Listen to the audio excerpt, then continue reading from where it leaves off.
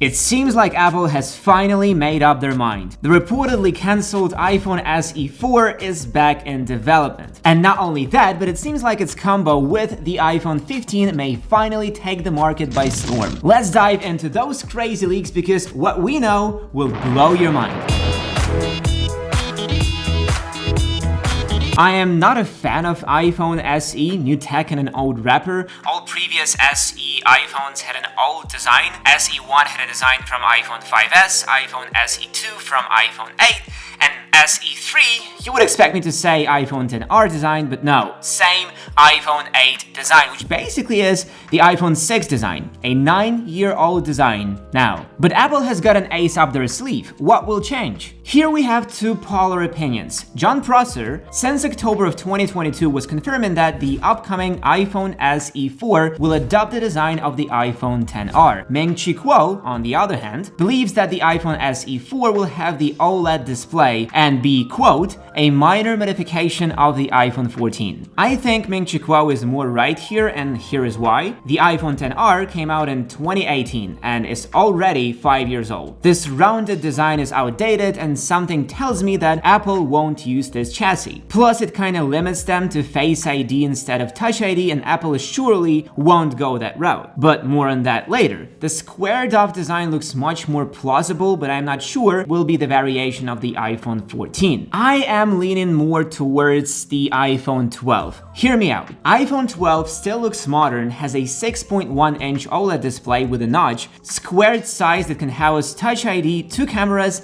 and is already sold by Apple by almost 3 years straight. It's the perfect candidate. Other tech reviewers really believe that Apple will use the iPhone 14 chassis for the SE 4, but there is one huge reason why they won't: the availability of the 14. With the introduction of the iPhone 15, Apple won't stop selling the iPhone 14. Most likely Apple will continue to sell the iPhone 13, just like they sell the iPhone 12 now. So having the phone in a similar design to the last year's iPhone at a cheaper price, no, that's not gonna happen. It's not the Apple way. So what will the SE 4 look like? Like the iPhone 12. Flat edges, Touch ID and the power button on the side, 6.1-inch OLED display with a notch, and 2 cameras. I think only this combo will allow Apple to minimize the price jump for the iPhone SE. Flat edges will make it modern, Touch ID on the side can be taken straight from iPads where it works perfectly, OLED with bigger notch will introduce visual separation between models, and 2 cameras will freshen up the look. A quick reminder, the iPhone 12, which likely will be a display donor for the SE 4,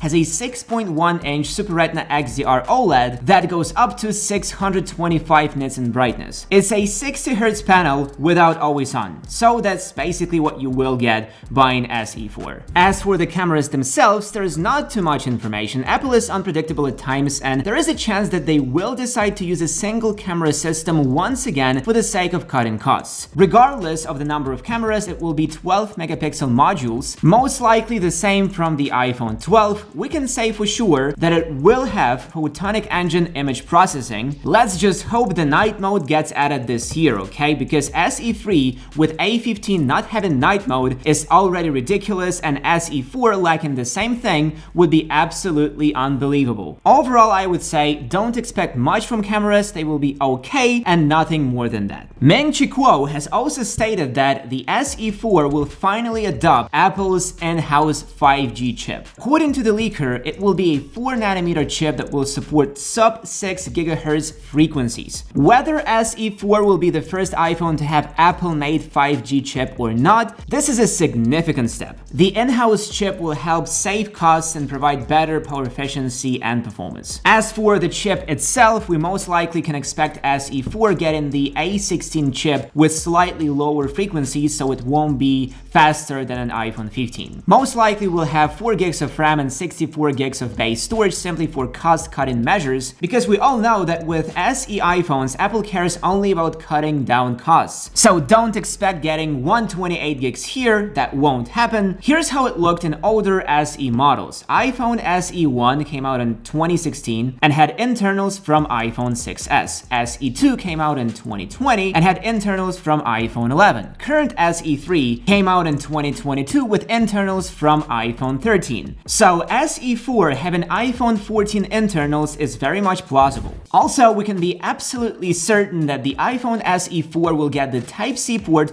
to comply with EU regulations. Of course, the Type-C on SE4 will be limited in data transfer speeds, but that's no biggie. And now we arrive at something really interesting. The pricing. SE3 saw a $30 price jump, and this all-new SE4 will surely continue the trend. I think we can expect it to cost at least $500, given the fact that the recession is on the horizon and this phone will have too many improvements to stay at $429. I even think that $500 is an optimistic number. OLED panels aren't cheap, you know, even with repurposed Touch ID instead of Face ID, a single camera, a 3-year-old OLED, it will still be a pricey phone. Pricing is what really can hurt the sales of the iPhone SE4. Hear me out. If Ming-Chi Kuo is correct, the SE4 will launch in the first quarter of 2024, likely March. In March 2024, when the iPhone 15 Pro will be out, Apple will still be selling the iPhone 13 with a price of around $600. At the same time, on Amazon, you will be able to find an iPhone 13 refurbished or even new for lower than that. Now, for example, it's selling for $529. In 2024, the price will drop an extra $100. And if all those rumors are correct, there will only be one thing in SE4 that's better than in 13, the processor. But with the iPhone 13, potential buyers will get a brighter OLED with smaller notch, Face ID instead of Touch ID, 2 cameras instead of 1, and a ton of software features like cinematic mode that will surely not be present in the SE4. Also, don't forget that the iPhone 14 will also get cheaper and go on sale on various platforms like Amazon, so there will surely be a real chance to get the iPhone 14 for roughly the same price as the SE4. An iPhone 14 will be even better than 13. Of course, some people will choose SE4 over other iPhones, but still. As for the iPhone 15, it seems like this phone is gonna become the new bestseller. Here is what we know. The iPhone 15 will use the body of the iPhone 14, the same aluminum chassis, same button placements, same everything. However, there is one huge change, the Dynamic Island. Yes, Dynamic Island is coming to standard iPhones. Ross Young tweeted that in September of 2022, and now we get videos from Shrimp Apple Pro showcasing the glass for the iPhone 15 series devices. There we can clearly see curved glass of Pro iPhones and flat glass of the upcoming iPhone 15. Photos leaked by Sonny Dixon also confirmed that Dynamic Island on standard iPhone 15 is happening. From photos, it seems like the screen size and bezel thickness will be identical to the one on 14 Pro. However, there are no rumors regarding the display itself, except that it still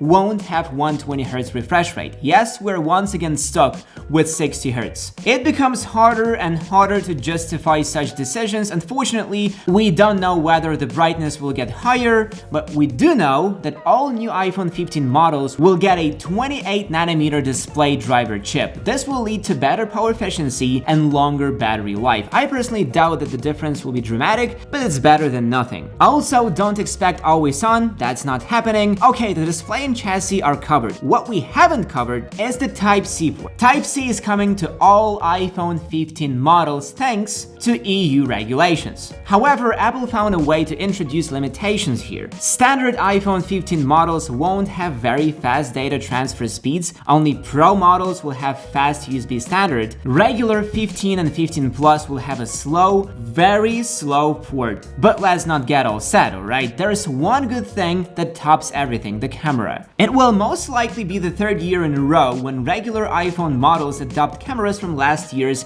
flagship Pro iPhones. iPhone 13, for example, has camera modules from 12 Pro, 14 from 13 Pro. iPhone 15 is expected to adopt the 48-megapixel main sensor from the 14 Pro, and that's fantastic. Say goodbye to low-quality zoom photos. It's still unclear whether we'll be able to shoot raw photos But that's a question for another day. What is my final take on these iPhones? The iPhone SE is certainly gonna be an interesting phone to review. I would even call it a bare minimum. Only the stuff you can't live without with a sprinkle of a new tech on top. But only the time and price will tell how good the deal will be. iPhone 15 looks like an optimal balance of specs and price, all the necessary stuff from Pro iPhones in a robust and time-tested package. Well, make sure to order both and test them out for you.